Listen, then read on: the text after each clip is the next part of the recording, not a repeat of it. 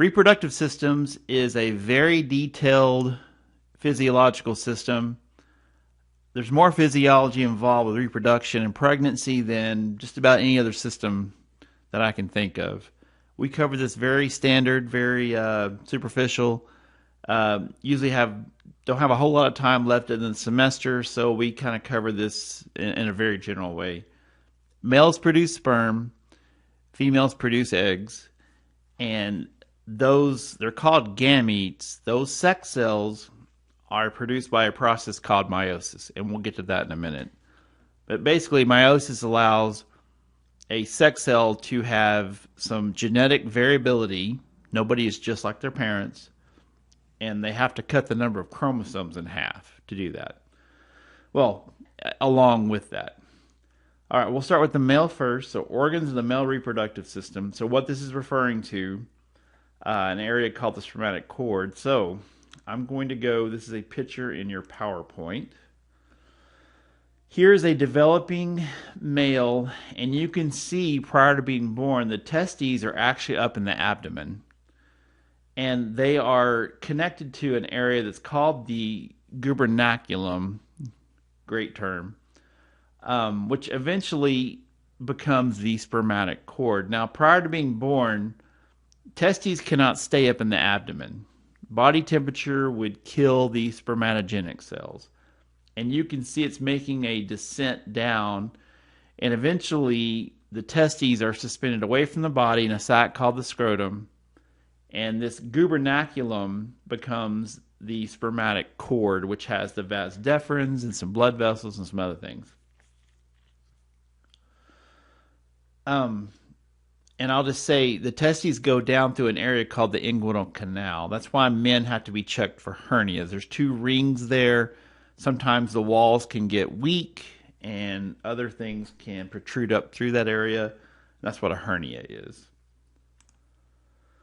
All right, so the term cryptorchidism is when those testes fail to descend. And there'll have to be a procedure done where they're gone in, taken out, and then they're suspended away from the body. All right, so we'll start here first. So the testes, the structure of the testes. We kind of cover this in lecture, or lab, a little bit.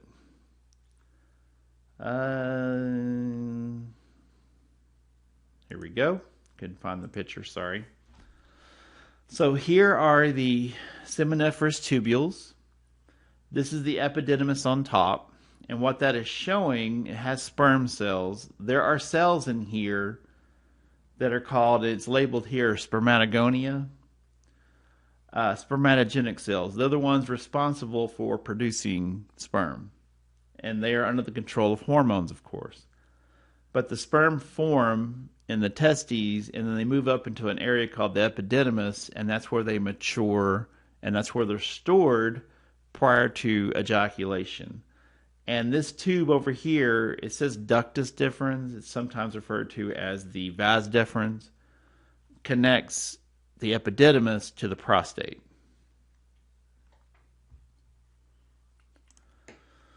So formation of sperm cells is called spermatogenesis. This occurs within the testes.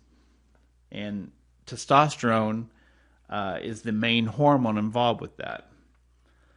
So this is what happens. Now let me flash to this slide that I had earlier in your PowerPoint. This is showing how meiosis forms sex cells.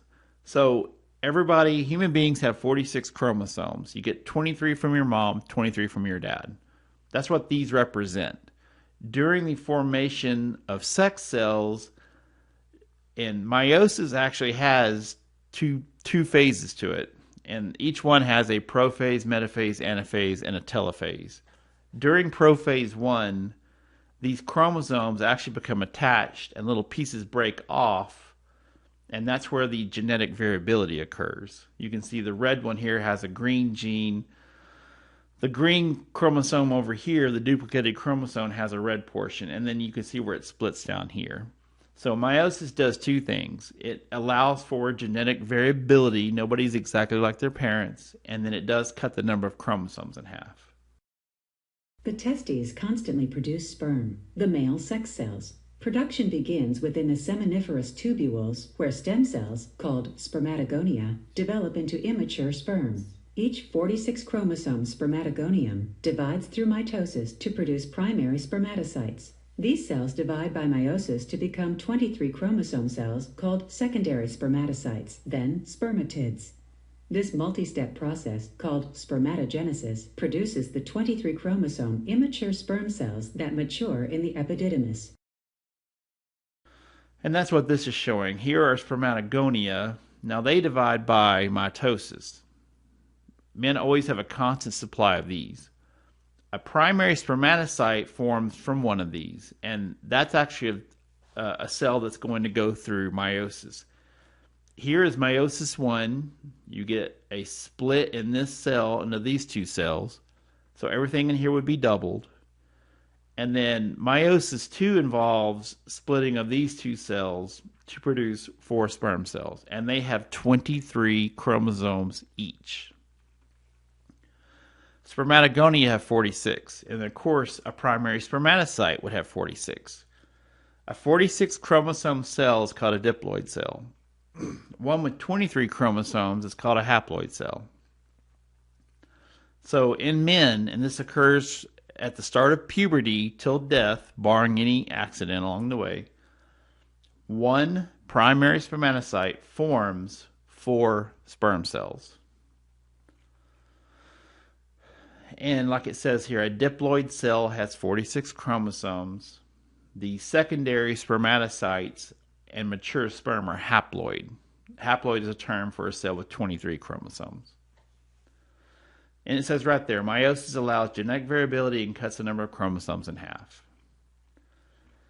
Now, as far as the structure of a sperm, you can go down to there. Excuse me, not the biggest picture. That's showing how they're forming. Those are immature. Okay, the head is here, and then the mid piece or body, and then the end would be the tail. And the head has an area called the acrosome, that little white light area on the front. That has digestive enzymes, and that allows a sperm to break down the outside of an egg. And so it actually degrades the outside so that one sperm can go in and penetrate the egg, and then you have a fertilization. Here is a diagram of the male reproductive system, and I thought I would just go through and show all the major portions of it, things we would talk about in a lecture. So I'm going to start here first. Here are the testes. This one says right and left, and then this little area on top is called the epididymis. And I'll come back to the testes here in a second. I'm just going to do the major organs, and then we'll go from there. Now, this cord coming up, I'm going to back this up, and I can highlight it there, and it says the vas deferens. I'm going to go right here on the back of the bladder. I'm going to turn this around. Okay, that right there is called a seminal vesicle, and there's one on the other side as well. Seminal vesicles make a fluid that's part of semen. And it has fructose, it's got prostaglandins, but the fructose is for energy for the sperm. These two here, this is the vas deferens. There's the right one and the left one. And you can see it's a tube that goes, it actually would start down here where the epididymis is. So right there. Sperm are produced in the testes, and I can actually hide half of that. So here are what are called the seminiferous tubules, and then what you have in there, you have these spermatogenic cells. This is where meiosis takes place. And then the sperm move up into the epididymis, and that's where they're stored, and they mature there. So sperm are stored there. Now during an ejaculation, they have to travel through that tube called the vas deferens. I'm going to go back up here again. So they're going to go all the way around. If I highlight it, they're going to go all the way around, and then when they enter right here in this area where the prostate is, and that's the prostate on the bottom, and I can take half that away as well. Oof, what a yeah. Let me take away the lobes. It's not exactly what I thought it was going to look like. Let me take this one little other areas away. There we go. So this is called the ejaculatory duct, and you can see up here, you can see how it comes down. Let me see if I can get close. There it is. You see how it comes down through here, and that's how sperm get around to what is called the urethra. There's the prostatic urethra. We talked a little bit about the sphincters involved with the bladder and everything. But prostate produces a fluid that's part of semen. So do seminal vesicles. Here is the penis. Now, this part on the end is called the glans there. And the penis has two areas of erectile tissue. So I'm going to hide this part. Well, it looks like I took away one side. I didn't really want to do that. Here, excuse me. Here's the corpus cavernosum. This underneath is called the corpus spongiosum. Let me see if I can hide. So that's the urethra. And the corpus spongiosum goes around the urethra. But that's this is the area that fills with blood. This is what causes an erection. And I believe I have touched on all the major portions. And of course, here is the bladder with the rugae. But the only reason I'm showing you that is that area on the back is, and this is also the seminal vesicles. They enter their contents into what's called the ejaculatory duct, and then that passes through the urethra and then out through the glands. So that's a quick tour of the male reproductive parts. So what I'm going to do now, I'll just show some pictures. So we'll go through all of what are called the male internal accessory organs. Here are the testes. Here's the epididymis. This is called the vas deferens. It goes around to the back. And then here is the seminal vesicles. This area right here is the prostate. This, of course, is the penis. The tip of the penis is called the glans with a G.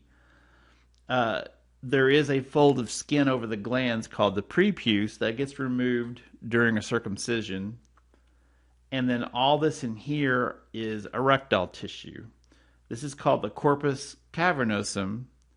And that tissue right here that's around the urethra is called the corpus spongiosum.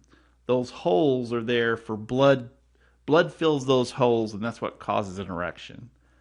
And that little bitty gland right there, and I love the way you can make these bigger, that's called the bulbourethral gland. You can see there's a connection here. So here's the urethra. This is called the penile urethra. This is the prostatic urethra. So the prostate, the seminal vesicles, and the bulbourethral gland actually releases its content first. It's more of a lubrication than anything. But the prostate and the seminal vesicles, they release a fluid that's part of semen. And sperm are stored in the epididymis, and then they, during an ejaculation, they move all the way around and they empty into this little area called the ejaculatory duct. And that's how they're able to get into the urethra. So semen is basically secretions of the prostate, the seminal vesicles. This actually goes first, and then sperm, which are entering that area right there. So that's like an overview of all the male parts. So the epididymis store and mature sperm. The vas deferens is a part that goes around to the back of the bladder, like I showed you. That's what is cut with a vasectomy in males. Seminal vesicles are on the back, and you can see it produce an alkaline fluid. Contains fructose and prostaglandins. I showed you the prostate. The urethra goes through the prostate. Bad design.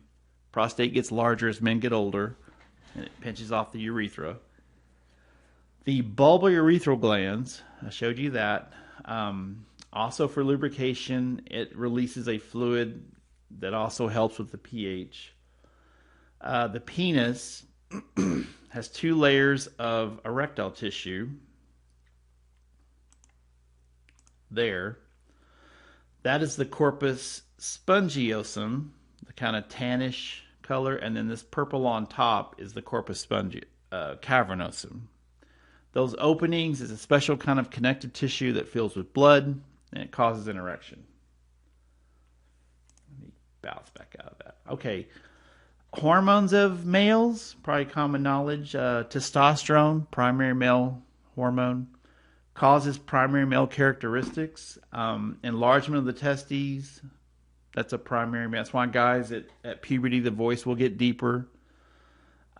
Secondary male characteristics, an increase in body hair, enlargement of the larynx, that's the vocal cords, thickening of the vocal cords, thick skin, more muscle growth. Follicle stimulating hormone stimulates spermatogenesis, which is how sperm form. And then interstitial cell stimulating hormone stimulates what are called the interstitial cells in the testes. They produce testosterone. So to go back to our cross section, and I wish I could make this even bigger, but you can see there it says the interstitial cells. They're actually found between what are called the seminiferous tubule. This is a seminiferous tubule that's cross-sectioned. They're sperm cells, they're the spermatogenic cells, and the cells of Leydig or interstitial cells, you can see them there, are between the little tubules that are called the seminiferous tubules. And they're responsible, interstitial cells are responsible for testosterone. Without testosterone, males don't develop these characteristics, and they would be sterile. There would be no sperm development. So that's a quick tour of all the male reproductive parts.